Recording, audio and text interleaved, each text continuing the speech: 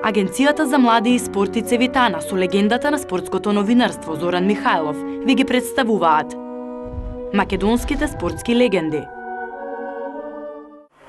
24-23 секунди. Тимс ја изде топката, Мујановиќ, Накиќ, Арбутина. Сега треба да се сочуваат нервите, мирно да се изведе овој напад. 12 секунди, Арбутина, Вангеловска, Дорник, Арбутина,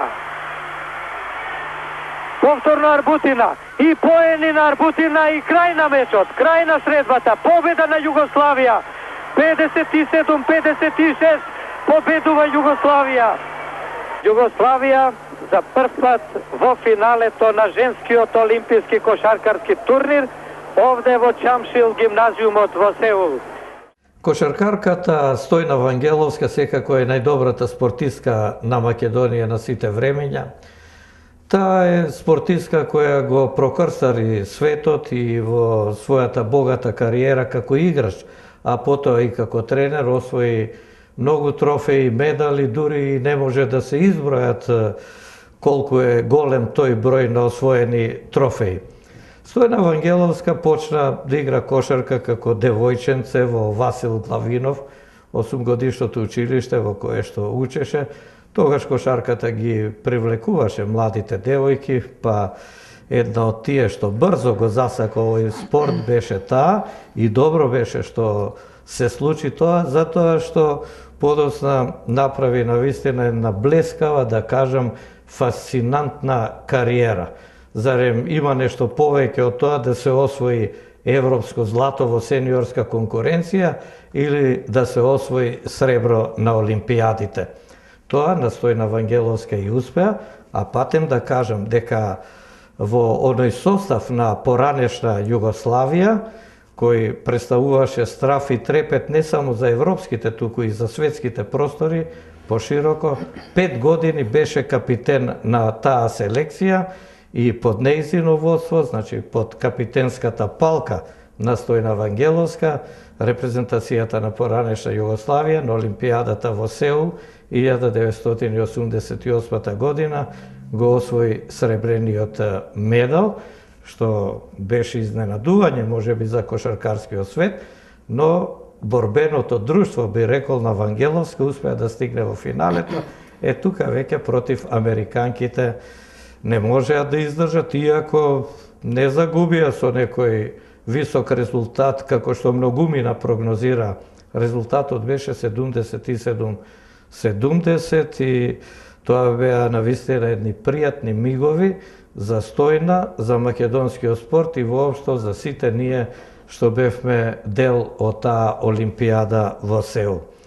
Па следниот спортист, следната наша легенда во оваа емисија е токму Стојна Вангеловска. Стојна, мило ми е што после подолго време и договарање те спречуваа и обврските, тренерската работа знам каква е, се менува час тамо, час вамо и еве конечно најдовме време да ја снимиме оваа емисија. Добро дојде во легендите и добро дојде на наша ТВ. Па на почетокот, тоа е веќе стандардно прашање за сите, бидејќи таа емисија е таква. Се однесува на твоите почетоци, реков нешто, Васил Главинов училиштето. Так. Сега ти ќе ни кажеш поопширно како беше тоа и како се случи еве ти да се најдеш под кошевите. Прво би се заблагодарила, благодарам на убавите зборови искажани од вас. Поздрав до сите вас и поздрав до сите гледачи кои гледаат оваа емисија. Моите почетоци се од 73 година во основното училиште, како што кажавте, Васил Главинов, наставник по физкултура. Во тоа време беше Миле Геговски, после тоа и директор на тоа училиште. Тој беше фудбалер добар, не знам дали знаеш. Играше за работнички, да. Така, еден период, значи тоа е периодот од 6 до завршување на 8 одделение. Пред мене генерациите кои учеа во тоа основно училиште постигнува врвни резултати во колективните спортови. очигледно дека се повеќе се гаеа колективните спортови. Може би една од тие причини и јас да влезам во еден таков колектив како што е кошарката. Самите почетоци не наговестуваа дека може да се деси нешто што е вообичаено за секој млад спортист кој почнува, кој не е созреан, кој ја нема уште таа психологија спортска примена од тие педагози. За мене првиот човек кој ќе те преземе еден вид на педагог, кој треба да усмери патот, кој треба после тоа, иако е тежок, но треба да го изодиш. Шесто одделение се двоумев помеѓу атлетиката и кошарката. Иако покажував некои афинитети и према атлетиката, поради својата брзина која поседував, но мислам дека одлуката дали ќе биде помеѓу едното и другото, како што и до ден денеска ги носам самата. Затоа што сметам дека еден ден додека погрешам, ако направам некоја поголема грешка, треба кривицата пред се да си ја тражам во самата себе.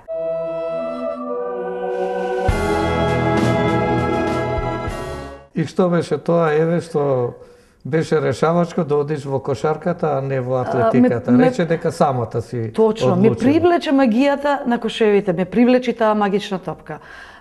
Ме привлекоа самите играчи, самата игра ме привлече. Видов дека е една игра која ги плени сите, која го плени светот, кој сите говорат за кошарката, за една магична игра, и мислам дека местото полека на почетокот тражев да си го најдам токму во кошарката.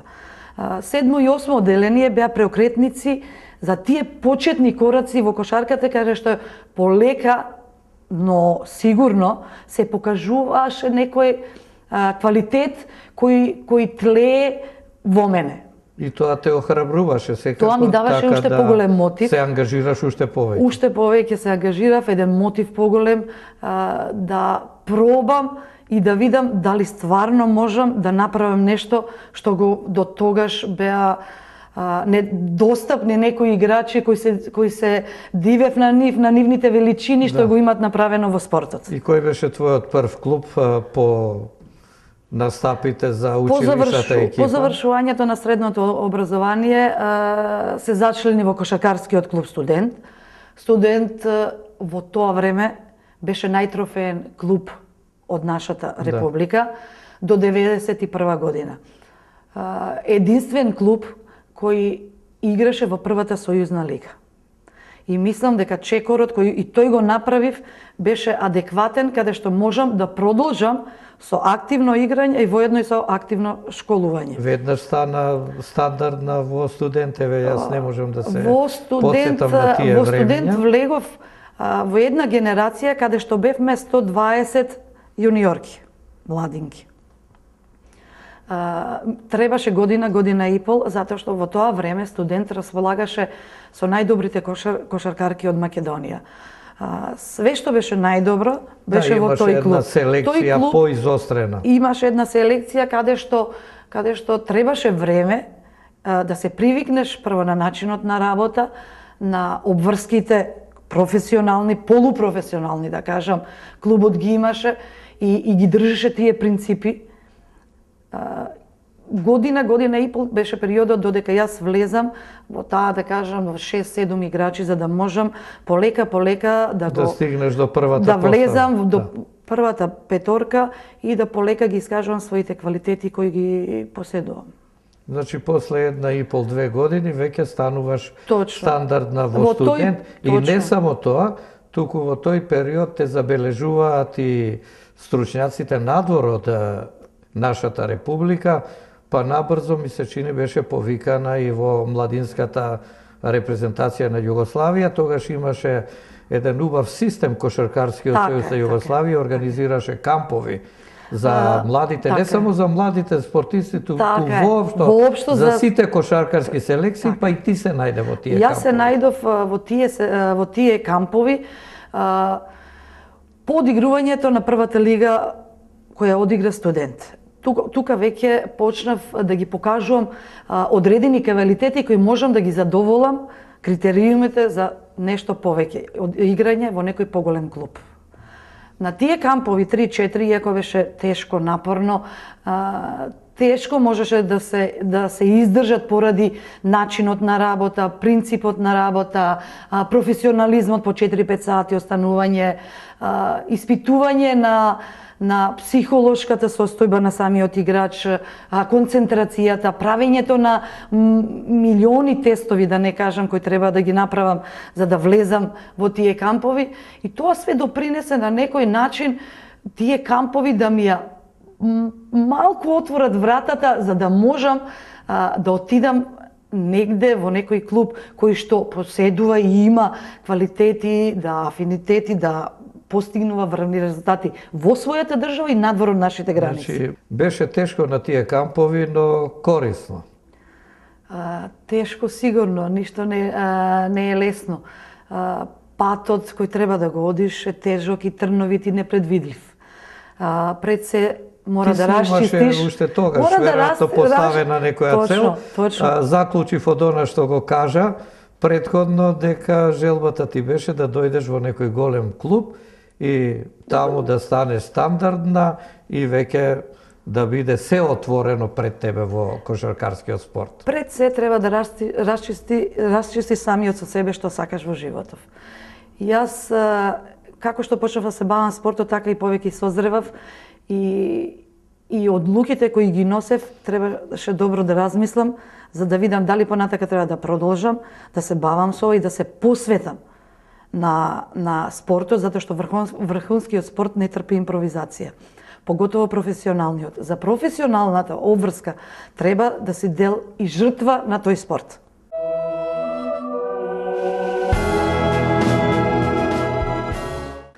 Патот по кој го одев, сметав дека еден ден, како и секој спортист што сонува и има желба да отиде и да одигра во поголем клуб, така тлеа и во мене тие желби кои беа многу повеќе и беа неостварени и сакав корак по корак сигурно да чекорам по патот, затоа што веќе одлучив дека кошарката е дел од мене, кошарката е мојот живот, кошарката е моја најголема љубов. И така стигна во Партизан. Колку години играше во Студент, па се пресели во Белград? Во Студент играв 4 години.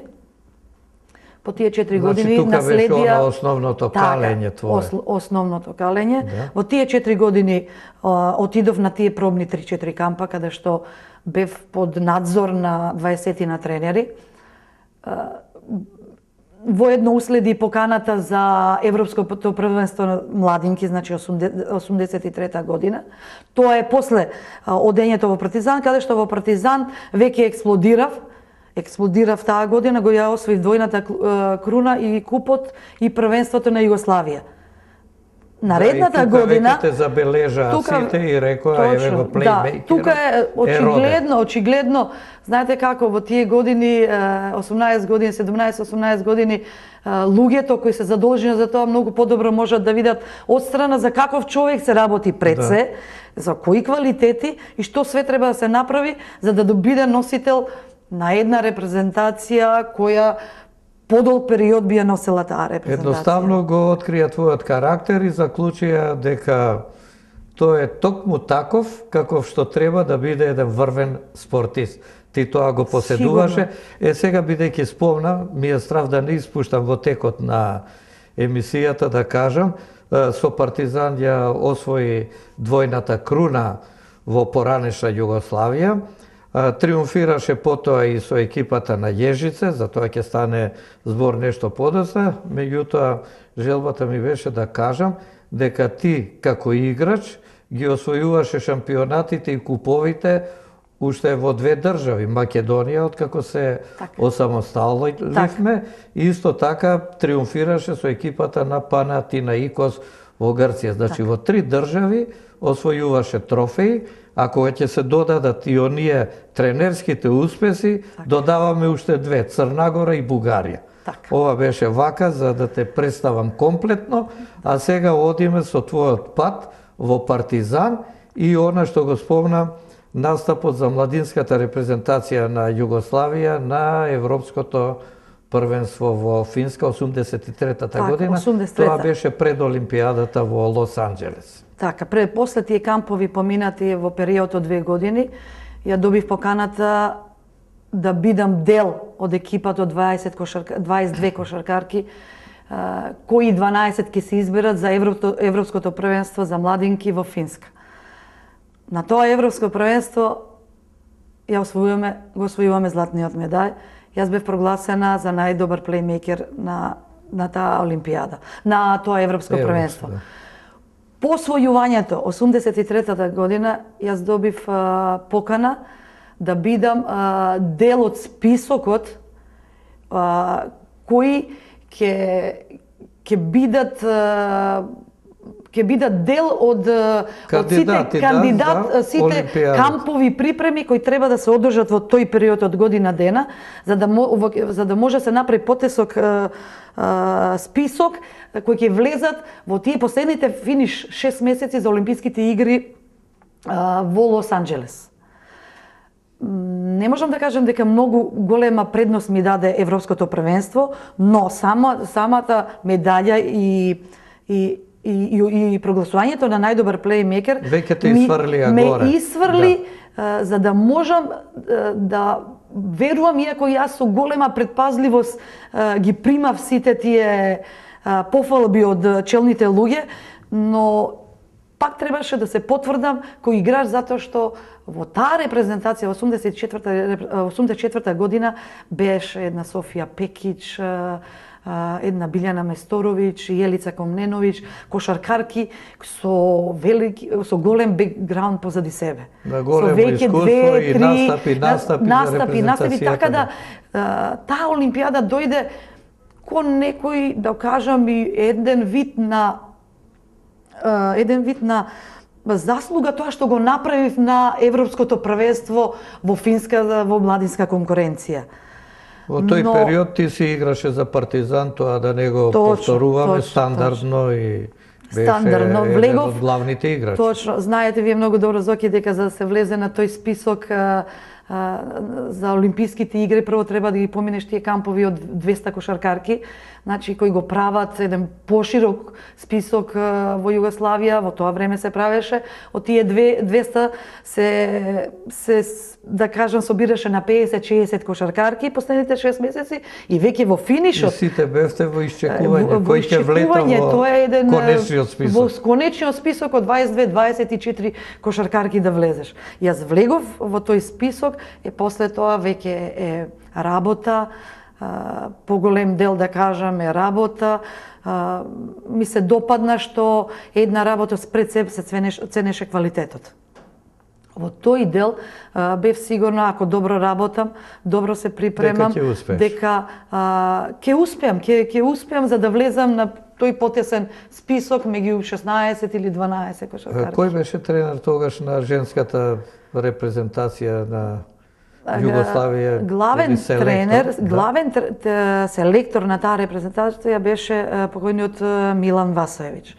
Он имаше еден тим на тренери, значи од 8 до 10 тренери, кои во различити циклуси од 4 година, нели циклусот е 4 години, значи во тие 4 години... Сите се вклучува по потреба, зависеше тоа селекторот кој ќе ги одреди, за која акција. Во тој циклус, од 4 години тебе ти е обврска, ако веќе се вложува во тебе, значи е обврска да отидеш на Балканските игри, на Европското првенство кое се одржуваше секоја втора година, светското првенство кое се одржува секоја трета и финишот и главното е Олимписките игри кој е круна на секој спортист да отиде и во тој период ако веќе влезеш меѓу тие 20 мина, значи ти си веќе ставена на располагање 4 години на обврските кои ти е обезбедено, а се зависи од тебе. Точно. Да продолжиш со истиот интензитет на тренинг. Така ти стигна до Лос Анџелес, до Олимпијадата. Како најмлада кошаркарка. Да, најмлада кошаркарка и прва жена учесник на Олимпијадата од Македонија.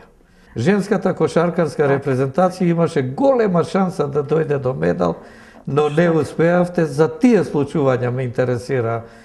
Што беше тоа решавачко што еве не стигнавме до полуфиналето?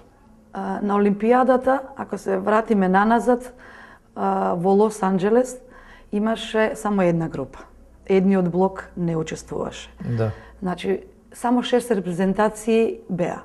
Од тие 6 репрезентации беа поделени во 2 групи. И играше секој со секого. Ние бевме во групата со Соединетите Американски држави. Една победивме, една изгубивме. И во другата група е испримерот. По заминување на тренинг и мислевме дека ние имаме шанси и реално да влеземе во полуфинале и да се бориме за една од првите 3 медаји. Надпреварот помеѓу Кина и Кореја, која во историјата на женската кошарка се нема десено да Кореја ги победи Кина. Поготово во тој период каде што Кина беше неприкосновена и постигнуваше врвни резултати. Тие беа од она Точно. втората група. Од втората група. На тренинг се спремавме за полуфиналето, се вративме во Олимпиското село на интернет. Готово што да видиме. Еден шок за цела репрезентација. Кореја ја победува Кина. Кореја ја победува Кина и автоматски ние спаѓаме. Во спортот има и добри работи, има и лоши работи.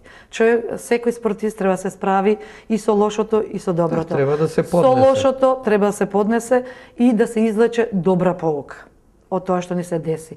Поуката гласи, по мене и моje мислење, никогаш не треба да оставиш другиот да решава за твојата судбина.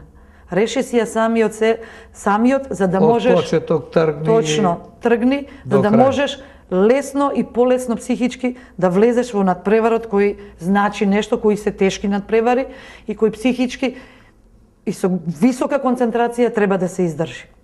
И тогаш игравте за петото место. Ние игравме за петото место, точно, но испадна. Точно, но мислам по разговорите кои ги водеа целиот стручен штаб, затоа што таму отпатува 8 тренери, се дојде до еден заклучок дека и формата не беше постигната на едно ниво кој може да ги задовола тие критериуми на Олимписките игри за освојување на еден од 3 медаји. Значи тоа беше една од причините, не само Кореја, Кина. Една од причините. И мислам дека после тие Олимписки игри се направи, сигурна сум, не мислам дека сигурна сум, затоа што после тоа продолживме уште еден циклус од 4 години, да. Олимписки, дека се направи еден добар скаутинг, добра анализа, се видоа грешките кои се направени, кои треба да се искоригираат, за да можеме наредниот циклус да настапиме со резултати кои ќе обеќаваат и максимално подготвени.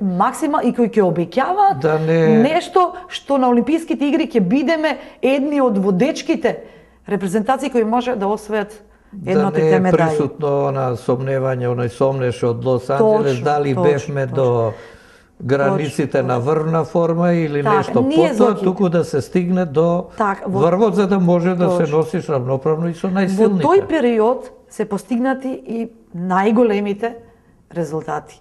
Ние не бевме неприкосновени на Балканот. Да кажеме, на Балканијадите имаш 4 злата, така и 3 сребра. Тоа се 7 медали. Точно, неприкосновени.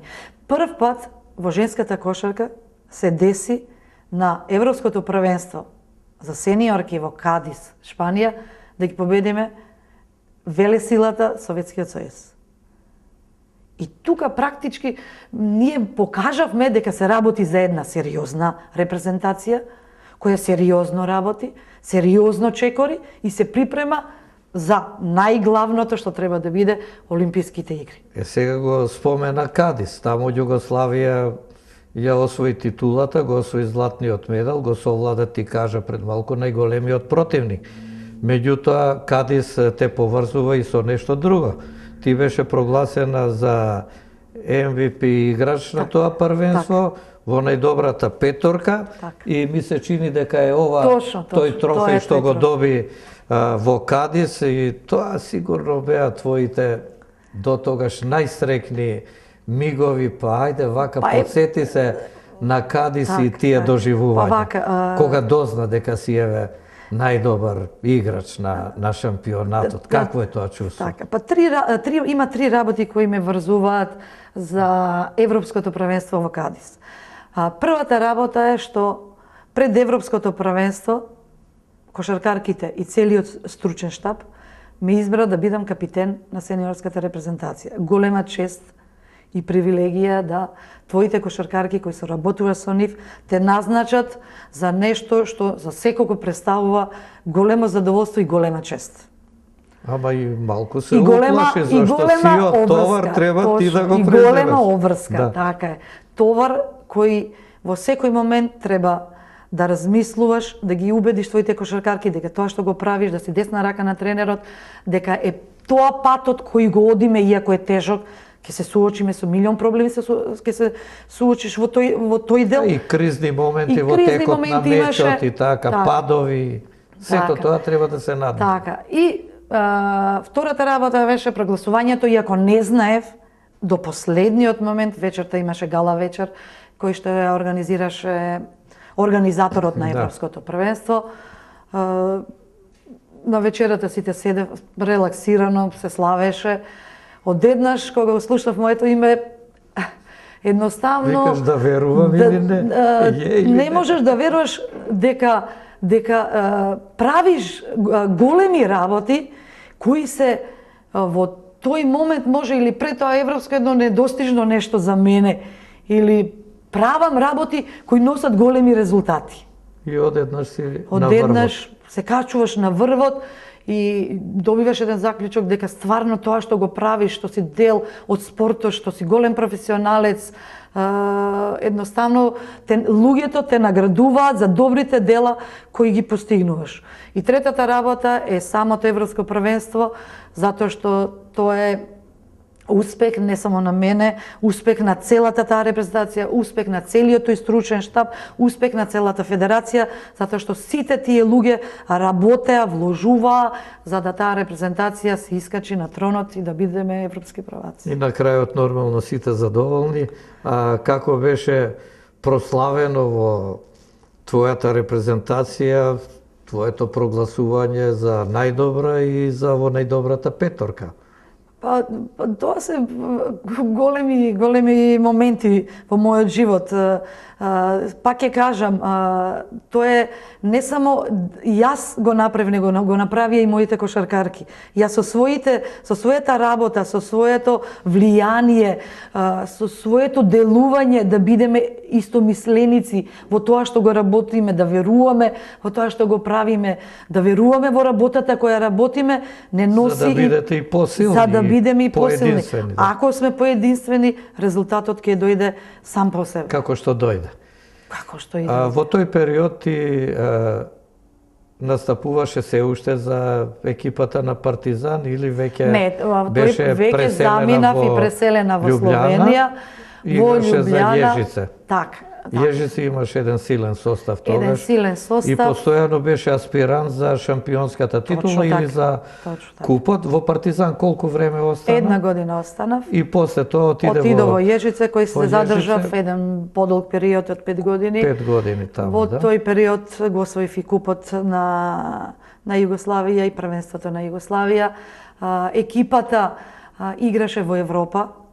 Значи, во тој период после таа олимпијада јас добив неколку понуди кај што се двуме во кој клуб да заминам. И сметаш дека го одбра вистинскиот клуб? Сметам дека го одбра вистинскиот клуб затоа што клубот секоја година прво играше во Европа. Во купот имаш можности да се докажуваш и Имав покажуваш. можност да се докажам, да играм надвор од нашите граници. И јас на 21-22 години ја добив и првата покана од Италија, од италијански клуб, да играм за нив. Но нашата федерација имаше закони кои не дозволуваше. Во сите спортови беше Во сите така, спортови беше 27-8 години, па 26 после години. тоа, да. Треба да наполнам Да. 26 години за да можам да заминам од својата држава и така да не ми дозволија да Добро, прерано и во отидам. Јежице ти беше убаво. Јежице мислам клуб дека со одигра реноме, супер таму во тие години, беше стандардна репрезентативка. стандардна репрезентативка. И така. сега сигурно златото освоено на Европското првенство во Кадис беше голем стимул, но и обврска за репрезентацијата за Олимпијадата во Сеул следната година 88-та. До тогаш нашиот женски состав, иако кошарката женска подоцна почна да се игра на Олимпијадите, немаше освоено медал. Сега, како изгледаше тој период после Кадис, значи Европското првенство, до Олимпијадата во Сеул во Кореја? Па вака, по завршувањето на секој циклус, дали се работи за Балканско првенство, Европско, Светско првенство, се враќаме во своите клубови, си ги извршуваме нашите обврски, кои мораме да си ги испоштуваме, затоа што сме дел од било која екипа во таа Југославија. Да. Првенството за среќа беше пресилно. Постоја клубови кои има големо реноме и надвор од нашите граници, Црвена звезда, Партизан, Монтинго од Загреб, Бања Лука, Јежице, Тузла, Единство. И мислам дека и самите клубови... Таму играше и највисоката наша кошаркарка највисоката Мојановиќ. 2-0-2, Разија Мојановиќ, и клубовите дава еден голем допринос за создавање на една посилна репрезентација. По завршувањето на Европското првенство почна циклусот на припрема за Олимписките игри. Тука веќе беше ти сигурна и капитен тука, на репрезентација. Да, токму. Не беше присутна она дилема од пред 4-5 години пред Олимпијадата во Лос Анџелес. Овде веќе беше ти ас. Стандардна кошаркарка која што ми ја отвори вратата со своите квалитети нормално кои ги поседував, да можам да се осеќам малку, да кажам, комотно и порелаксирано. Порелаксирано, но од друга страна па и носев една голема одговорност за да бидам поангажирана, попредпазлива, посигурна и да го оправдам тоа што ми го дадоа кошаркарките и стручниот штаб. Припремите за Олимписките игри траја, финишот на припремите траја околу 6 месеци.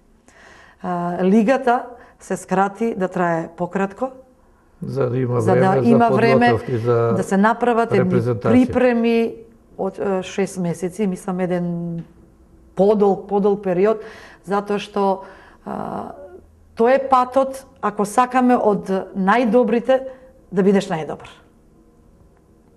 Друго нема. Друго нема. Пеколни припреми, пеколна работа, учествување на голем број турнири. Селектор се уште беше во Сојуз. Селектор се уште беше, да. Тој се специализираше за женската кошарка и мислам беше еден од најдобрите стручњаци во светот. Во светот. Што се однесува до женската кошарка. Он беше најдобар стручњак во делот, во тактичкиот дел. И знаеше да мотивира и психологијата знаеше. Еден подолг период во животов работеше во Италија. И тоа беше искуство големо за него. Тоа беше големо искуство кај што можеше да го пренесе и кај нас во нашата репрезентација. Со селекторот Милан Васоевич и со тој тим кој го имаше околу себе, кои работеа за него, да не зборам тим од 30 на луѓе. Значи, тука се доктори, тука се масери, тука се економи, тука е тим кој едноставно не смееш да размислуваш на ништо друго, осим значи, на работата која што ја работиш. Добиваш касети, се прават анализи, скаутинг добар се прави колективен скаутинг, индивидуален се направи за секоја кошаркарка, со секого посебно, кој што и како. Точно, со секој посебно. Во периодот пред самата завршница и одењето на Олимписките игри во Сел одигравме негде околу 20-тина, мислам и повеќе, пријателски надпревари на разни турнири.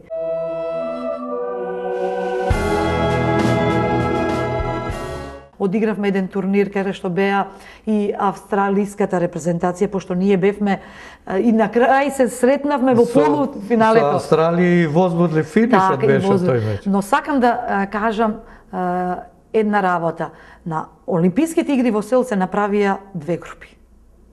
На таа Олимпијада учество зема сите репрезентации кои обезбедија нормално по пат на квалификации, по пат на освојување на медали, право на учество на тие олимписки. Беа две групи. Тука немаше бойкот како на претходните. Толку така како што и кажа. Во Москва западниот блок, вамо во Лос Анџелес источниот. Овде сите се беа собра. сите на едно место, сите репрезентации, најдобрите од целиот свет. И тоа даваше уште поголем мотив за работа, да се покажеш својот квалитет кој го поседуваш. На таа олимпијада во двете групи ние повторно се најдовме со репрезентација Соединетите Американски држави. Значи повторно бевме во истата група. Две групи по 6 репрезентации. Значи, и во групата бевме втори. Во таа група ние бевме втори. Вкрстувавме со репрезентацијата на Австралија, која беше прва, па во другата група, која по мене мислам дека беше полесна за нијанса од нашата група. За нијанса беше полесна. На тие турнири кои ги одигравме ние, кои што учествуваше и Австралија со нас, ние добивавме Австралија по 20 на коша, 25, некој дел од тактичкиот дел сокривавме, за да не се отвориме комплетно и да покажеме се што знаеме, за да може да не прочитат. Така да очекувавме дека ќе биде тежок надпревар. Прво се работи за медаја и влегување во финале. Еден голем притисок над сите кошаркарки. Имавме карантин од неколку дена. Значи бевме тотално изолирани и точно се знаеше кој што во кое време има состанок, се спрема за играчите и така натака. Се гледат касети и така. Знам дека беше возбудливо, кога магла ми е малку тој надпревар завршницата, па и подсетиме ти како изгледаше тој меч. Утакмицата со Австралија, подоцна ќе се подсетиме и на имињата што игра со. Не беше за око, не беше баш... Па и не може да биде кога и не може да биде кога се работи. Влогот е голем. Влогот е голем и не може да биде предпазлив си, се плашиш на секоја грешка, секој кикс може да направи да сврти резултатот, да отиде и така натака. Резултатот се движеше 2-4 за нив, 2-4 за нас поени. И никогаш не дозволуваше малце покомотно да можеме да покажеме нешто и повеќе од својот репертоар кој го имаме и кој го носиме со себе. Него стално идевме на една сигурна варијанта за да можеме на крај крајеве, па и самиот крај да пробаме... Кој што велите кош за кош. Примиш кош, ама веднаш да вратиш. Точно, и да вратиме. Значи, во ниеден момент не дозволивме таа репрезентација се одвои од нас. Значи, секогаш беше тука. Одлучија последните моменти.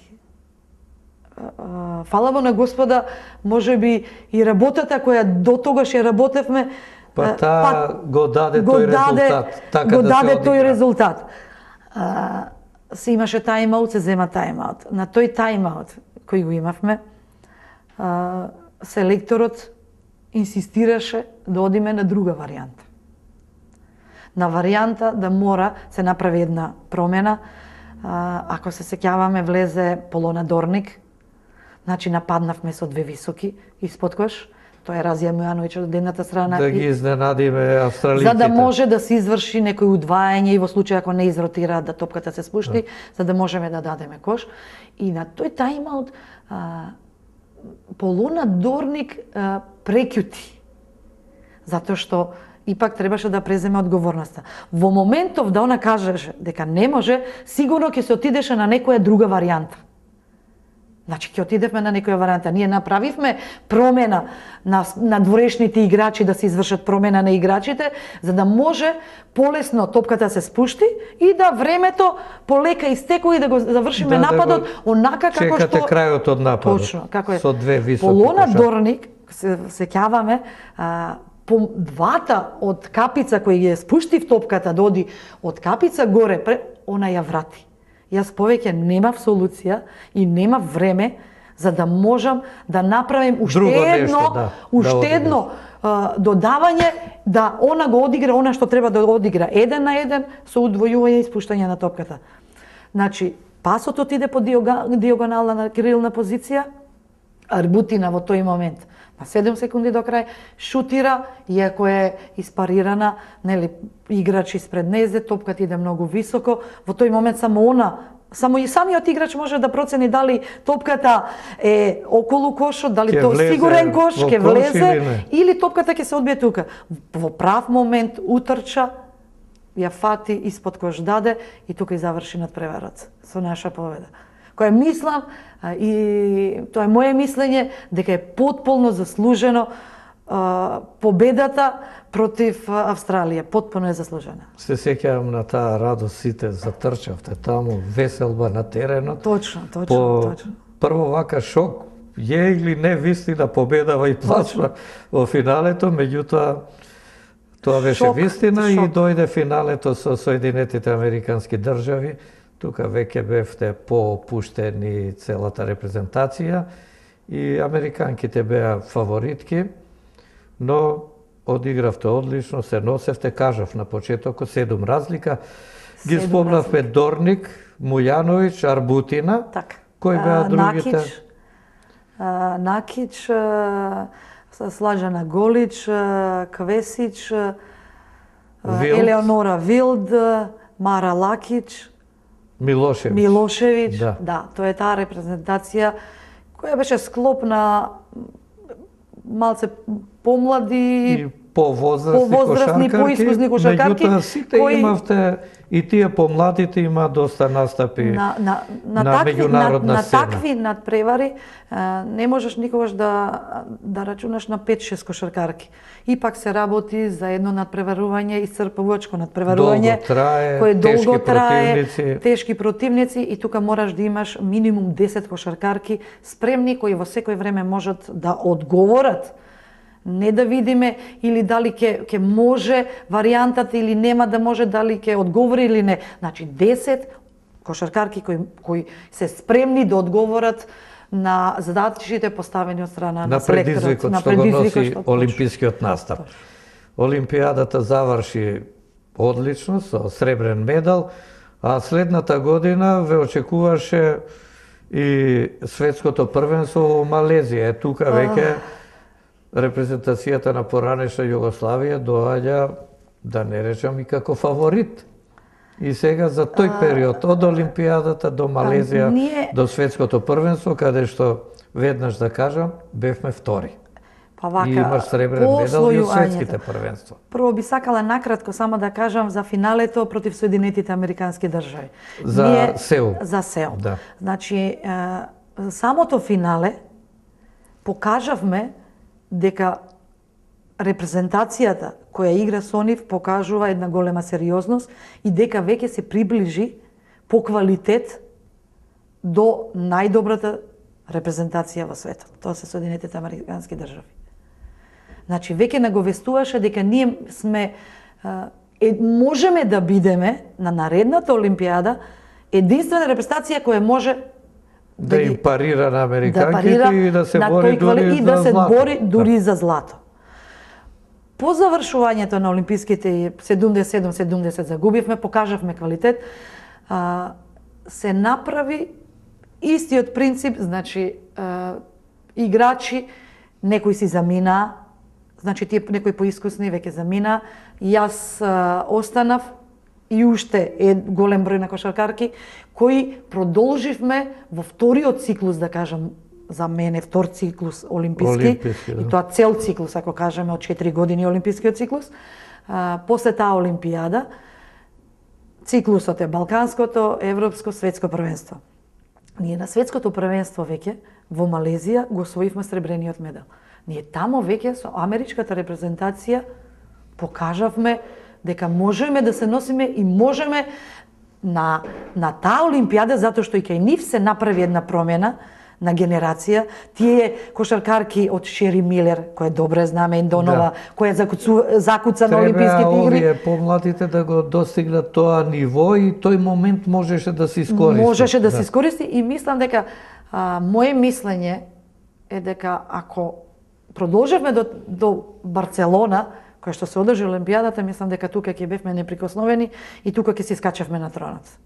Затоа што со квалитетот, со турнирите, со едукацијата на тренерите, во тој период беа многу подостапни.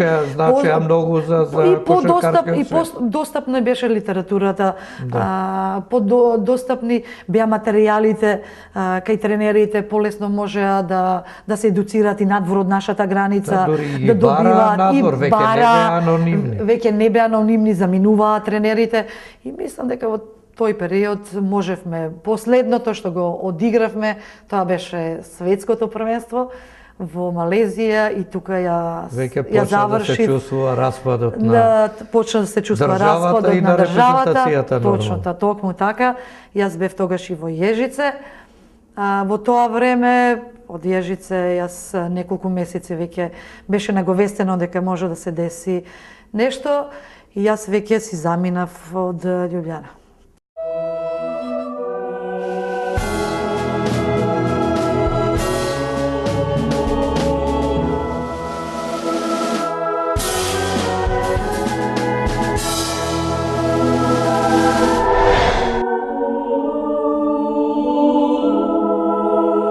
Драго ми е што можам да кажам неколку зборови за Стојна Вангеловска. Таа, покрај тоа што е спортист на векот во нашава република, е еден специфичен феномен, затоа што своите најдобри резултати и својата големина во спортска смисла ја воспостави додека Република Македонија беше составен дел на Југославија, а Југославија беше спортска велесила. Таа беше капитен на женската репрезентација на поранешна Југославија, екипа која што освоила Европско првенство, Универзијада, која што освоила сребрен медал на Олимписките игри во Сеул 88 година, освоила второ место, значи светски вице-шампион на светското првенство во Малезија 89 година и со тоа значи била по своето спортско ниво на највисоко возможно рамниште. Бидејќи во таа конкуренција денеска тешко е да очекуваме дека Република Македонија може да повтори вакви резултати, ја се надевам дека ќе дојдат и такви времења. Но Стојна обележа едно време со врвни спортски резултати и со префинетост, со спортски дострел на најголемата светска спортска сцена. Стојна не беше само спортист, и не е само спортист, таа беше врвен тренер, таа е истакнат спортски работник, во еден мандат беше подпредседател на Македонскиот олимписки комитет, наградена од Меѓународниот олимписки комитет со посебно признание за фер плей. И со тоа, значи, се докажа и после конкретната спортска и активна кариера и како измореден стручнак и како измореден спортски работник. Нормално е познавам Стојна со години, да не речем најмалку 25-30 на години, значи од моментите кога беше најдобар млад спортист во Република Македонија, бе председател на Југословенската кошаркашка федерација, па знам многу добро колку ние бевме горди со резултатите и на женската репрезентација, а Стојна беше капитен на таа женска репрезентација и беше избрана во Шпанија на Универзијадата, каде што Југославија го зазеде првото место за најдобар плеймейкер на светската спортска кошаркашка сцена. Така да би сакал да оценам дека ретки се ваквите спортисти, дека за Македонија е огромна чест и гордост и за нас во Македонскиот олимписки комитет што Стојна ги постигна тие неверојатни височини во кошарката, во спортот воопшто, што е признаета секаде каде што се појавува, дека невозможно да изгледнат овие резултати, незината заслуга за тие резултати и дека се надевам дека во нашава земја ќе дојдат времења кога такви луѓе како што е Стојна, како што има и многу други наши спортисти, ќе може да бидат конечно валоризирани како што треба и ќе бидат модели за кариерите, за амбициите и за остварувањата на младите во оваа земја.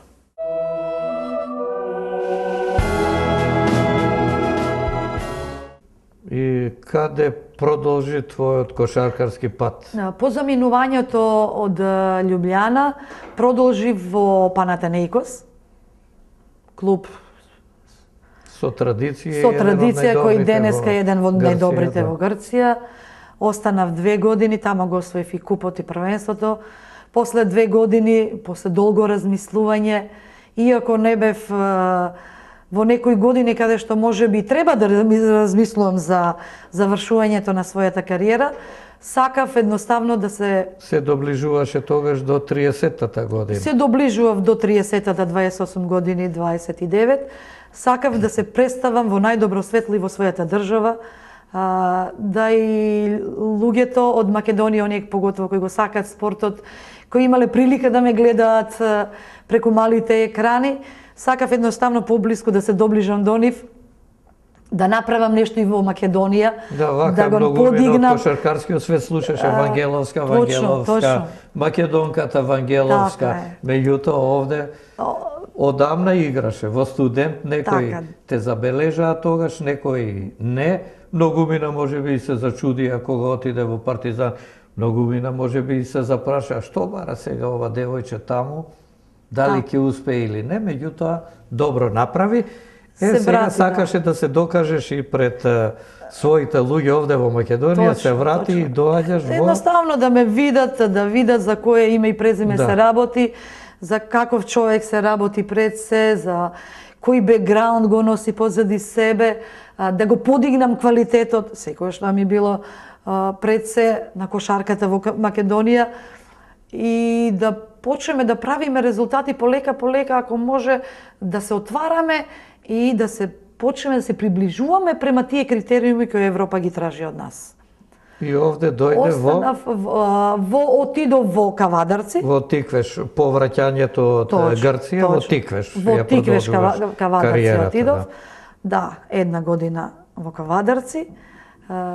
Ако се присетиме назад, ќе видиме дека салата во Кавадарци беше препуна, тогаш и се отвори по 5000 луѓе.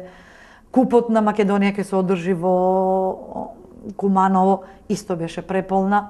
Значи, луѓето во Македонија го сакаат спортот, сакаат да уживаат во добра представа. Добро, и ти беше магнет во тој период кога се работеше за женската кошарка. Едноставно сакаат да видат имиња, сакаат да видат квалитет и мислам дека го ценат тој квалитет, затоа што им причинува задоволство да видат играчи од светски калибар кои направија нешто многу за еден спортист. Во Тиквеш колку време останав? Една година останав, во тоа време постоеше лига од 8 екипи, мислам. Екипа која можеше да парира беше студент од Скопје, кој игравме во финале и во купот и во првенството. Го освоив и купот и првенството со таа екипа. Тоа е еден вид на круна на моето долгогодишно, 17-годишно играње и надвор и последната година во својата држава. И кога ја напушти кошарката, активното играње? Активното по завршувањето на првенството, јас долго размислував, како што кажав, дека и мислам дека не погрешив, дека треба да се повлечам во моментов кога во очите на јавноста сум на пиедесталот и сум една звезда која знае да цена таа звезда. Иако е тешка одлуката, секој спортист многу тешко и многу емотивно ја прифаќа, го доживува тој момент кога треба дали да престанам на 29, на 30, 35 години. Иако не треба да заборавиме дека јас во тој момент добив една понуда да одам во Франција да играм и понуда за прв пат се отвори НБА женската лига, бев драфтувана директно во екипата Лейкерси од Лос Анџелес. Значи, јас го имав веќе изграден тој бекграунд, да немам потреба да учествувам на тие кампови нивни, за да можам... Да се докажуваш, веќе те знае и од Олимпијади, и од светско првенство. 3-4 кошаркарки кои аплициравме преку своите менаџери тамо, они мора да го поминат, да ги поминат тие кампови. Значи, јас веќе, но, мислам дека одлуката што ја донесев е лично моја одлука, и стојам позади таа одлука, мислам дека е правилна таа одлука, престана во моментов кога бев искачена на врвот на Хималаите. Тоа беше 1994 година. После тоа продолжуваш како тренер и постигнуваш добри резултати. Значи, Македонија беше третата земја во која што освојуваш државно првенство и куп, после успесите во поранешна Југославија и Грција. Сега како тренер освојуваш трофеи, куп, државно првенство со Кимико особено, се забележителни твоите резултати од Струга. Беше и селектор на репрезентацијата на Македонија, ми се чини 1998 до 2000 некоја година. 2001, 3 години. И исто така беше тренер и во ЦСК, во Софија, и таму освои првенство и куп. И Јадранската лига. И Јадранската лига ја освои. Тоа е премногу стојно. Резултати веќе не може да се набројат. Нам малку ни е изгледа една емисија за да ја кажеме твојата спортска историја и твојата животна сага, би рекол. Ме радуваат овие резултати, очигледно и ме одржуваат во животот, да и понатака постои еден голем мотив кај мене за да постигнувам. Очигледно е нешто вродено во мене, да сум голем борец во животот, да се борам, да сама годам патот иако е тежок, но резултати се тие кои потврдува дека работата која ја работам најпрофесионално, ја работам и неизбежно ако ја работиш работата како треба, дека резултатите еден ден сами по себе ќе си дојдат. Испуштив уште една држава. Црна Гора. И Црна Гора, така. По завршувањето на и во таа Црна Гора спортска триумфираше како тренер. Точно. По завршување на својата спортска кариера направив еден вакуум, еден период каде што почнав да размислам што понатака во животот. Тешки се одлуките по завршување на една спортска кариера со еден исполнет ден. Одеднаш останува еден голем простор во денот не исполнет. Да не знаеш што да правиш, знаеш предходно тренинг, едноставно да не знаеш што да правиш. Сала, топка, игра и така. Така. Јас И затоа продолжи како тренер и пак го исполнуваш како тренер од причина јас не дека не можам и некоја друга работа или некоја друга функција да обавам, но мислам дека тука можам да дадам најголем допринос за својата држава и за себе. И даваш, и стигна признанија. И стигна признанијата. Ова е признание од Меѓународниот олимписки комитет. Точно. Исто така имаш и признание од Посебно Олимпискиот комитет на Македонија, Точно, како великан на македонскиот спорт, а беше и подпредседател на Македонскиот олимписки комитет. Точно. Токму Значи, тоа и се сакав вреднуваат и се ценат го твоите кажам резултати. дека последното признание кој лично го добив, тоа е ова пред нас кој стои од Македонскиот олимписки комитет, благодарност до нив, благодарност до председателот на Македонскиот олимписки комитет господинот Васил Тополковски, и посебно ми е драго, иако не би можела и другите да ги исклучам, и великан на Македонскиот олимписки комитет, и спортист на векот и така натака. Овој ми е посебно драг затоа што е од Интернационалниот олимписки комитет, се работи за ферплей, значи во спортот, играта, мислам дека во спортот се уште постои ферплей.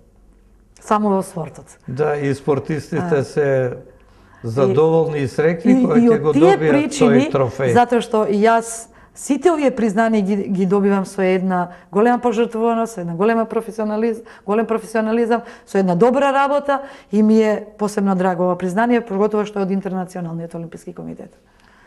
Сакам само уште нешто да кажам. Како тренер во тој период од вакуум 3-4 години посветив на себе, на својата едукација, за да бидеш успешен тренер. Да, нормално, мораш да ги следиш современите трендови. Современите трендови не значи ако си добар како играч дека ќе бидеш и тренер, и обратно. 4 години посетував доста квалитетни кампови надвор од нашава држава кои се организираат секоја година, за да можам да се представам онака како што мене лично ќе ме представи која сум јас како личност, како човек и како спортист. Значи, повторно да освојувам трофеи кои пред се ќе бидам јас задоволна, ќе бидат сите околу мене задоволни, а поубаво нешто кога сите како колектив бидеме задоволни нема. Да, и тоа представува така едно признание за едно животно дело во спортот. Сега, бидејќи во текот на разговорот промашивме, а овде пред мене заборавивме да кажеме дека Стојна Вангеловска беше една од најдобрите и на Универзијадата во Загреб 1987 година и таму со југословенскиот состав го освои првото место, па така и овој медал се приклучува до овие бројни медали од настапите на Балканијади, на европски првенства, на олимпијади и на секаде ширум светот каде што настапуваше Стојна. Па добро, ете сите тие медаи кои еден дел успев да го донесам овде, не можев све да донесам за да покажам за какви се признанија имам добиено, допринесоа сите овие медали, сите овие признанија да добием и спортско едно признание од својата држава, кој што го има и сегде во бившите ју простори. Благодарност до владата на Република Македонија, благодарност до господинот Никола Груевски. Тоа признание, благодарение на ова све еден дел што го гледаме околу нас и мислам дека тоа ме прави уште посилна, похрабра, да свесна сум на овој бекграунд кој го имам на себе, свесна сум дека и понатака треба да работам, да бидам продуктивна и за себе и за својата држава и понатаму ќе продолжам да се радувам, да ги радувам луѓето од спортот, да бидеме задоволни, да бидем пред се и ја задоволна ова што го работам. Познавајќи тебе, твојата настојчивост, не се сомневам дека ќе продолжиш и натаму во животот да редиш успеси и резултати како тренер, тоа ти го посакувам на крајот од оваа наша средба. И да кажам уште еднаш за нашите почитувани гледачи дека тоа беше најдобрата спортистка на Македонија на сите времења, кошаркарката Стојна Вангеловска, една од нашите спортски легенди.